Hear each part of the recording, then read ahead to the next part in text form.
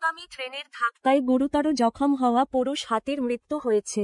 গতকাল রাত ৯টা নাগাদ ৩৫ বছর বয়সী ওই বন্য হাতিটির মৃত্যু হয়েছে।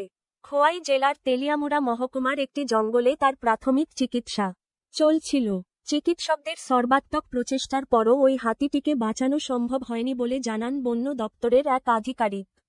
প্রসঙ্গত, গত শনিবার রাতে আগরতলা থেকে ধর্মনগরগামী একটি লোকাল ট্রেন তেলিয়ামুড়া বন বিভাগের অন্তর্গত শালবাগান এলাকায় হাতিটিকে ধাক্কা দেয়।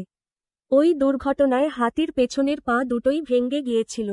তাতে অচল হয়ে পড়েছিল হাতিটি। এই খবর পেয়ে তেলিয়ামুড়া বন দফতর এবং প্রাণী সম্পদ বিকাশ দফতরের চিকিৎসকরা হাতিটিকে চিকিৎসা পরিষেবা প্রদান শুরু করছিল।